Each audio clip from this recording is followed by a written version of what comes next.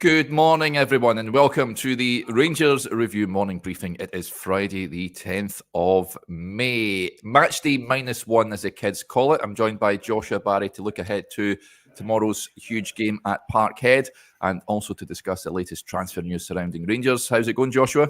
It's going good. Looking forward to the big one tomorrow, Derek. Press conference day today, and get to talk to you. So lots of Rangers activity before the big game. Yeah, absolutely. Before we get stuck in, just a quick word. As you know, the drill by now, folks, MPH Boilers have got some wonderful Viessmann boilers on offer. They offer flexible finance options. They fling in a free internet controller as well, and you get that first-year service free. The all-important links are in the description below. Please do go and check them out if that is something that is playing on your mind. Right, where shall we start? Well, the big news yesterday, we touched on it when I was on with Stevie yesterday. This is reports linking Rangers with a move for the Levski Sofia defender Jose Cordoba. He's a Panama international. He is 22 years of age, going into his final year of his contract over in Bulgaria. It's and Rangers were one of a number of clubs that were interested. The clubs from Turkey and France also. It's believed a fee of around £3 million is what Rangers will have to pay for his services. He was in attendance at the weekend in the win over Kilmarnock on Sunday. Can't say I know too much about him. Asked Steve about him yesterday, Joshua, and as he is a football manager aficionado, he says he's a top-class player on there. So that is all I need to know. He certainly fits the profile and that sort of right age that Rangers are looking to recruit in. And of course, we all know the centre-back area is an area that Rangers will look to strengthen in the summer. It looks like a decent acquisition if Rangers can get this one over the line. Yeah, and as you say, Derek, Chris reported yesterday that there is advanced talks around that transfer, so it is a legitimate link. Rangers, two things. Firstly, we've spoken quite a few times about how they've said that they're going to change their recruitment model, and clearly they've had to do that, Derek.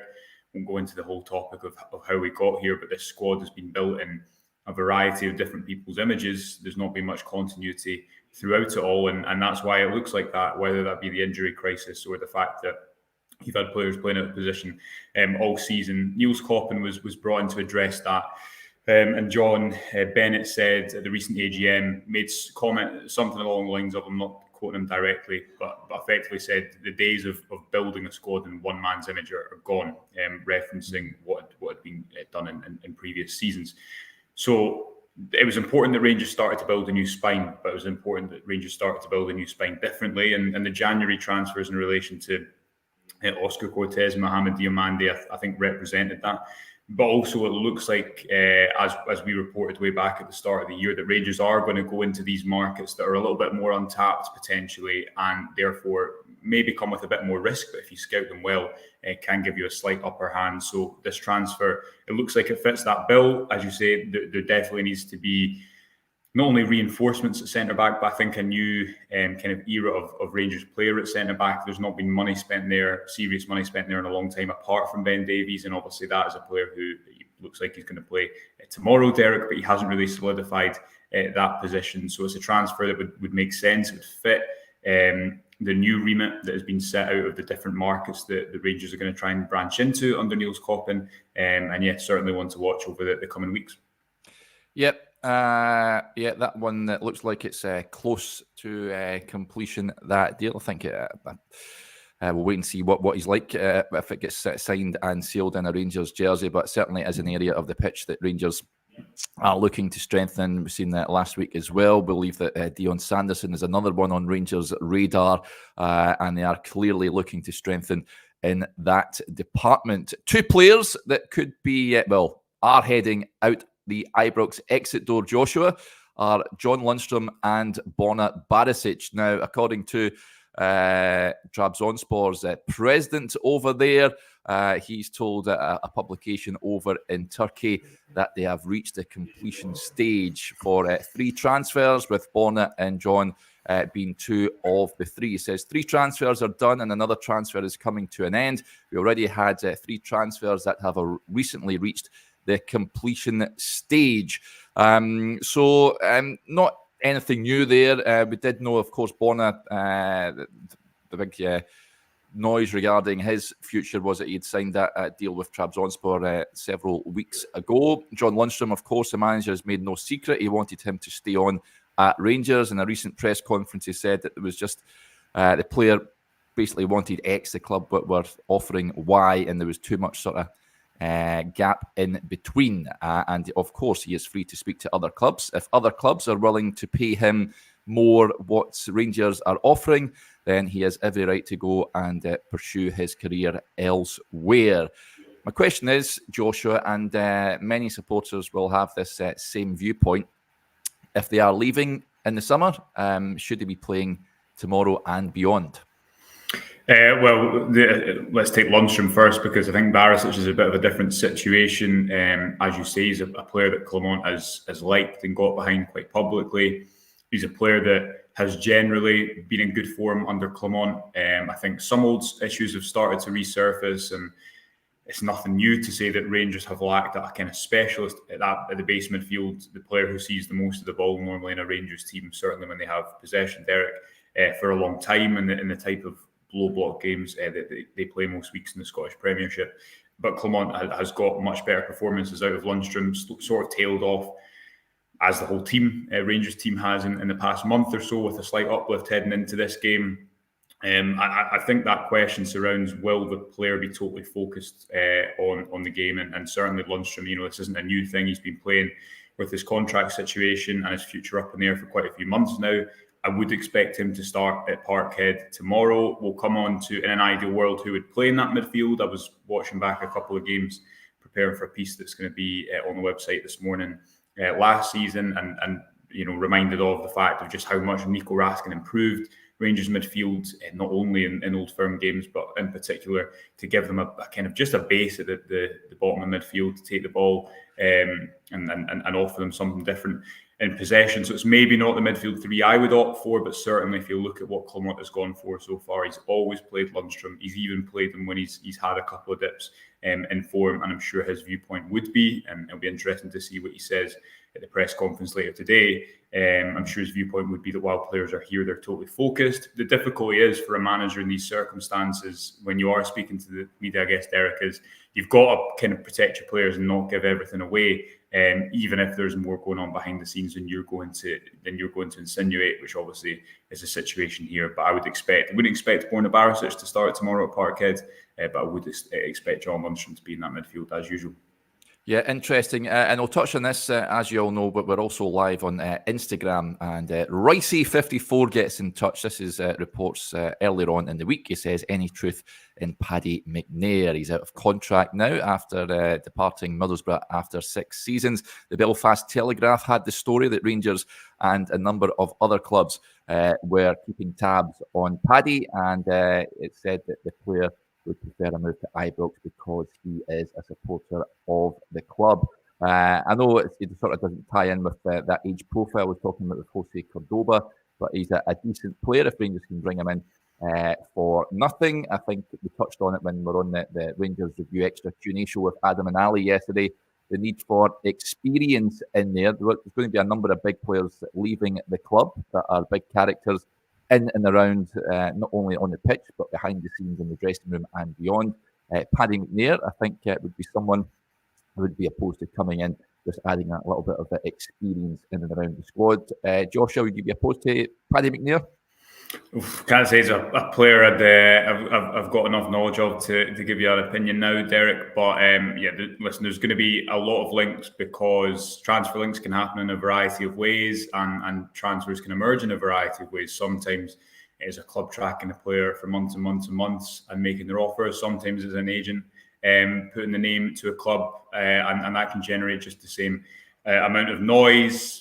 He fits into maybe the position that Rangers will need to strengthen, but that probably is the same. Much like last summer, Derek, that's the same right across the park. I think the big question that is going to materialise over the next couple of months is how much the Rangers need to sell to invest, and how much is that dependent on potential European qualification.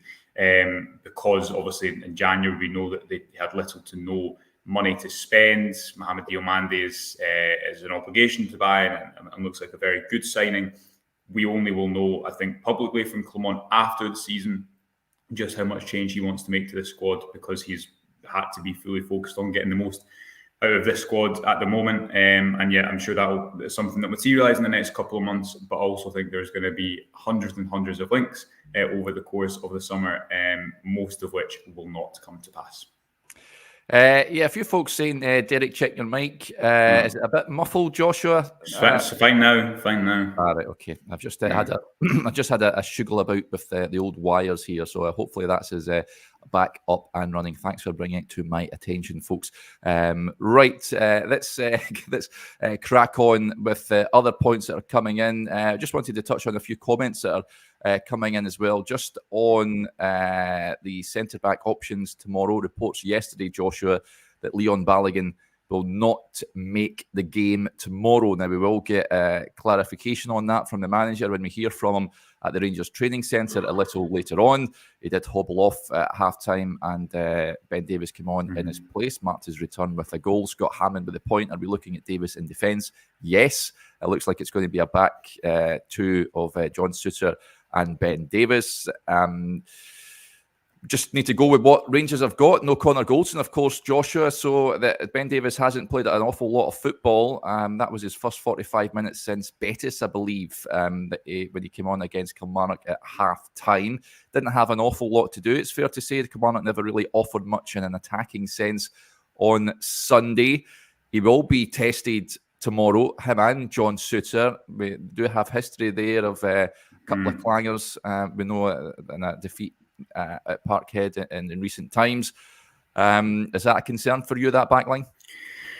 Well, you look at the games last year, and obviously the 3-2 game stands out. Also, the Scottish Cup semi-final defeat.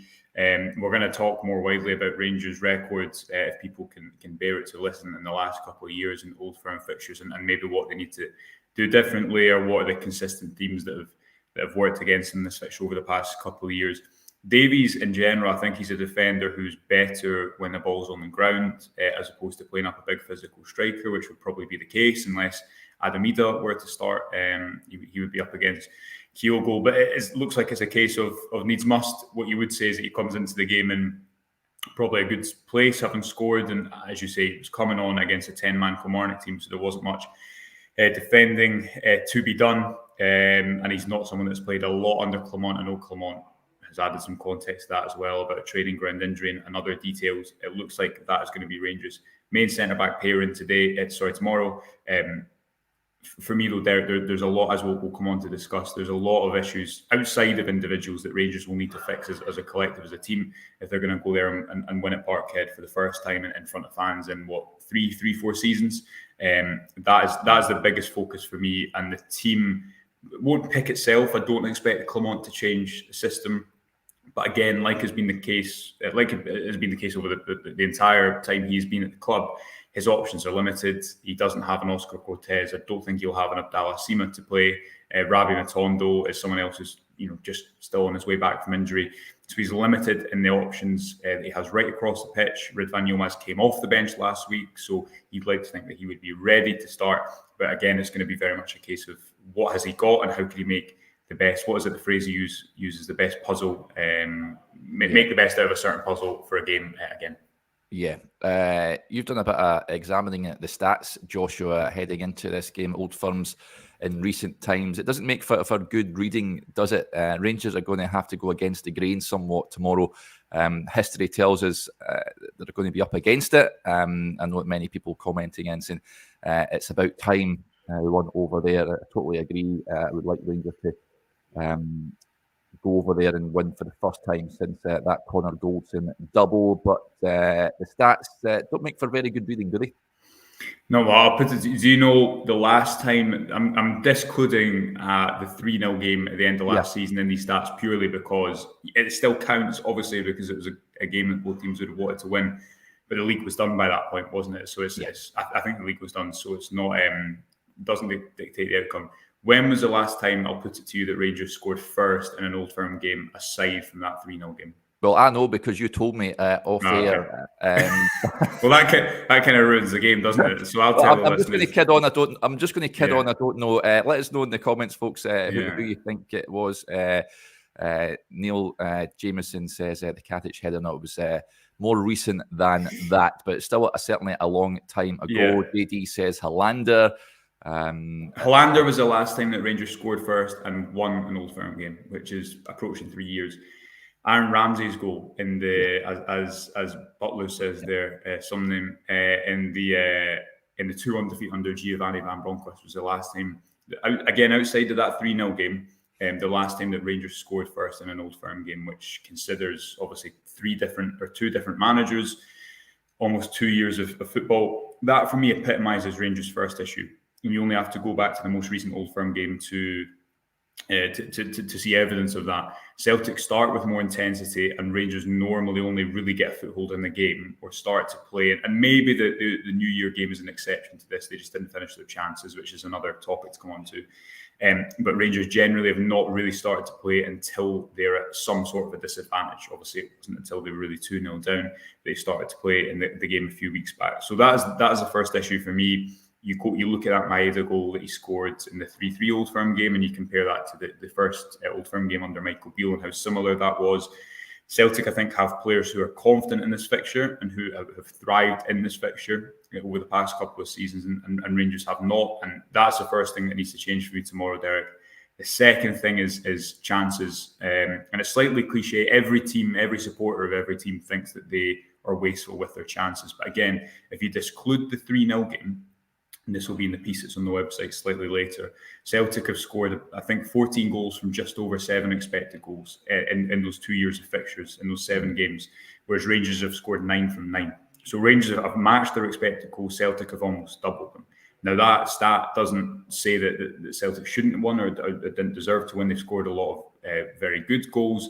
I think that speaks to their confidence. I think it speaks to the fact that they've got a clinical player in Kyogo who's scored those 2 decisive goals in Old Firm fixtures this season and has scored a lot of goals, I think 7 and 7 last season.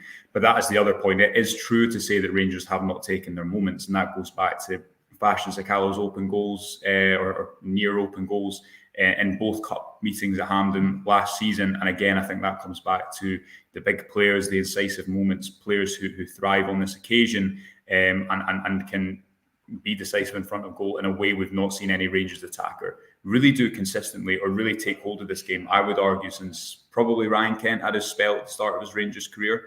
I can't think of a Rangers attacker since who's really thrived in Old Firm games. And just finally, and we'll come on to talk about this, maybe the midfield, how Rangers play, how they play it from the back and how they try and match Celtic's midfield, I think will have the biggest bearing on this game, because that is where I think if you look at the first half of the most recent meeting between the two sides, that's where Celtic looked a lot better. If Rangers can take control of that area of the game, then it'll give them a fighting chance. But again, that is somewhere where I don't think they've had the upper hand, and that will need to change tomorrow if they're to get a result. Yeah, the guy that often turns up against Celtic offensively is James Tavernier, which tells you everything you need to know. The Rangers forward certainly not pulling up trees against our arch rivals. Well, hopefully that changes at the weekends, but that tells you everything you need to know. Celtic more clinical in front of goal, and Rangers very much not.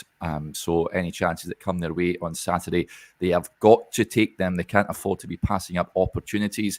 As we witnessed, incidentally, on Sunday, Rangers should have racked up a fair few more goals in that game. Let's get to a few of the comments that are coming in. This one's an interesting one. The B team played yesterday. Stephen with the point says, I saw that Jack played 45 minutes yesterday. Yeah, the B team defeating Queen's Park in the Glasgow Cup. Good to see Alex Lowry also playing as well. Should we read too much into that, Joshua? Good to see Ryan Jack back playing football again. Played 45 minutes yesterday. Do you think that's with one eye about maybe making the squad at least on Saturday? I'd be surprised if he's only played 45 minutes and he's not come back at all, similarly to Lowry. But good to see them, I guess, both back, especially Jack. But given his contract is up and it looks like he'll be leaving the club, important for him to get fit. There's the Euros as well. I don't know if he will be a part of that, but I'm sure he'll want to give himself the best opportunity of being so. But yeah, I don't think we'll see them in the matchday squad tomorrow. Yeah, Sonny Boy certainly wants to see Ryan Jack in that starting 11. Let's talk about the midfield, Joshua. And of course, like you said, I think John Lundstram seems to be Philip Clement's go-to man. Personally, if I was at Clement, I would be starting a midfield 3 of Diamande, Sterling. And I get why people don't want Todd Cantwell to start in this game. I'd be tempted to start him. But I imagine it will be a Lundstram, Diamande holding midfield pair. Cantwell starts tomorrow, do you reckon, in front of those two? Probably, although, well, he didn't start in the last one, did he? And that was interesting. I wonder how much that has to do with his role out of possession. There's a lot made about Callum McGregor's role in this fixture and how Rangers need to shut him down. Todd Cantwell, I think, needs a big performance in this fixture. What midfield 3 do I think it'll be? It'll probably be for me, as I prepare to get shouted at in the comment section, Lundstram, Diamande and Cantwell. For a few reasons, I would like to see Sterling in the middle, yes. I'd also like to see Nico Raskin in the middle, but that's not going to happen. Sterling will play, I think, off one of the sides because Rangers have such limited options there. Probably off the right.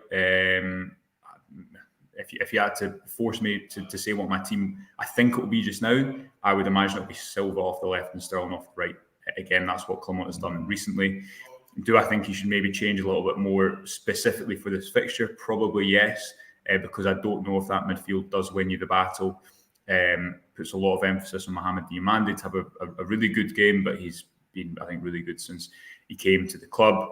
Cantwell, Rangers, I think the last Old Firm game at Parkhead kind of represented the difference between the front lines.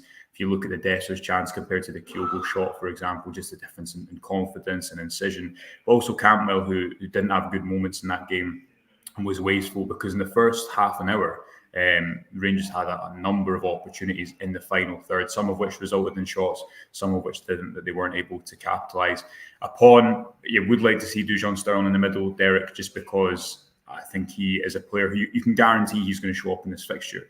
And in the first half of the last meeting, the 3-3 game, he was the only Rangers player that was really at it, I would argue, and did himself justice within that first half. Nico Raskin is someone who played really well in this fixture last season, but he's so far out the picture at the moment that I think there's little to no chance he starts. So my gut feeling is it will be Lundstram, Diamande and Cantwell. Even if it was up to me, I'd probably make some changes to that midfield 3.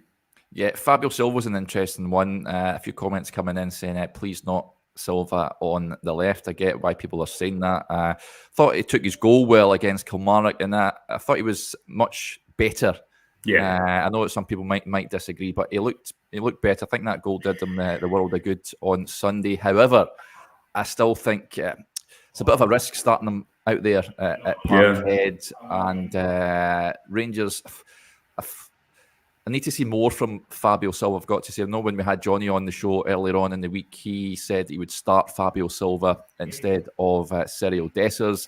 Can't see that, Joshua, I've got to say. Or do you think that's an idea for the manager to go with? If he doesn't play Fabio Silva on the left, who does he go with? We touched on Rabbi Matondo. If he is able to contribute, he's an impact sub at best. Abdallah Sima, let's hope he's back in the squad, but I would be surprised if he was to start the game as well. Ross McCausland is featured over on the left.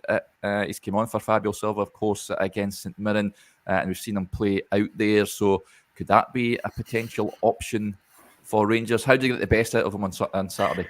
Yeah, well, firstly on the right, Dujon Sterling probably is someone who Rangers will feel can win the battle against Greg Taylor. And Sterling is, if you look at the Kilmarnock game, I forget the name of the defender he was up against, but I think he had his number quite obviously, and he's a really good runner with the ball, and he's strong, and that is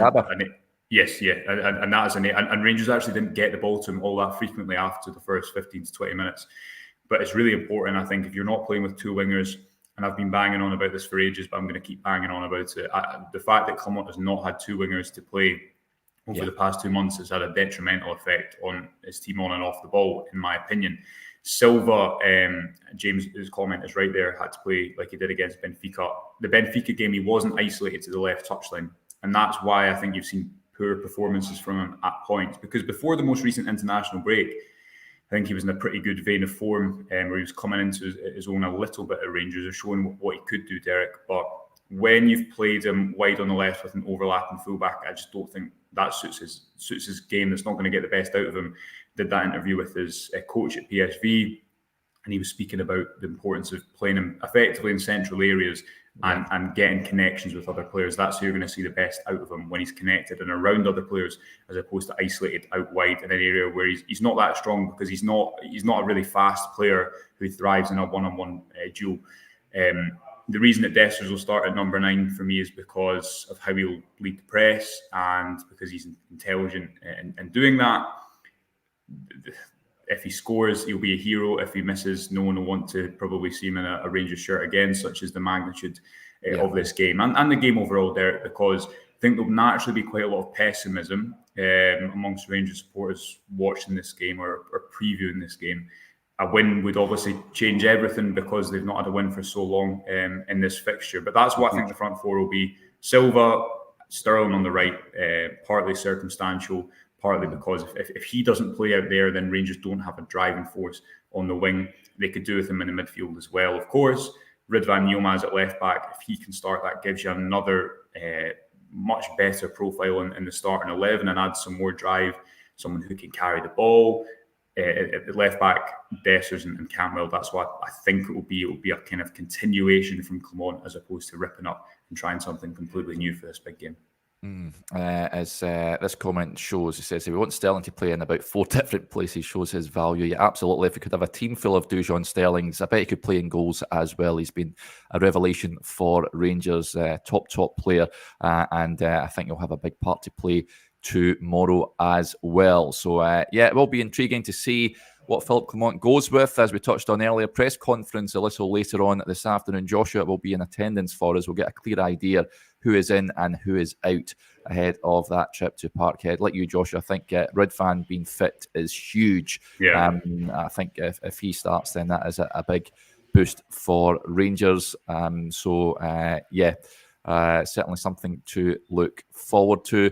Let's get to 1 or 2 more comments before we wrap up for the day. First of all, Ian Thompson gets started listening from Verona today, lads. Josh makes sense over here. What is going on? Great show. I'm actually going to Verona in August time. Cannot wait to go. What's it like, Ian? I'm actually going over to see Beethoven's 9th Symphony, no less, over in Verona. Wow! Tell us a story. Tell us a story. Tell us a story behind that. Just fancy going over and seeing a bit of Ludwig van. Just fancy going over there and watching concert in full blown 3D. Listen, you don't need to justify it to me, but I didn't know. I didn't know that. That's you're going as well, aren't you, for in the summertime before the Euros? Yeah. With Johnny for a day. So Good luck. Don't know where we're going, but he's booked the flights. So but I don't think we're going to any orchestra that I'm aware of, but I might add it to my itinerary now. Yeah, Kenneth says Beethoven's 9th is fantastic. So, very much looking forward to that. And Charles also a big fan. So, cannot wait. So, Verona, lovely little place. Can't wait to head out there. But we deviate slightly. Just a heads up of what is to come, folks, as we touched on press conference day. So, we'll hear from the manager and whatever player Rangers put up for the press. For those of you that are members on the Rangers Review Extra channel, myself and Joshua will be back a little later on for our press conference reaction as well. Plenty on the website to get stuck into. Lots of Old Firm build up. As a piece from your good self, I believe, Joshua, coming on the website. Yeah, trying to visit some of those big questions about the midfield. Some of the, again, watching games back, some of the small nuances I think might play a big impact in the game, such as, for me, Derek, how if Rangers try and shell the ball forward too quickly, they'll lose complete control of this game. If they can play through Celtic's press, then it might give them a bit of a platform. The midfield selection, what's it going to be? A little bit on the expected goal performance compared to goals in this fixture and all that fun stuff as well. So that'll be on there a little quite soon. We'll be at the press conference as well, building up to the game in more detail on the extra show. And then, of course, full coverage will be live tomorrow before and after the game with all your coverage from tomorrow's Old Firm. Yeah, absolutely. We'll wrap up with this. Andrew Ferguson says, Rangers 56th Symphony. Yeah, let's hopefully we're enjoying that in a few weeks' time. But yeah, huge match tomorrow, of course. We will have all the usual pre-match and post-match reaction videos to come on YouTube. So we'll have you covered over the weekend, folks. But yeah, we'll wrap up for now. Thank you to everyone for tuning in. Big thanks to Joshua as well. And we'll speak to you a little later on. Bye for now.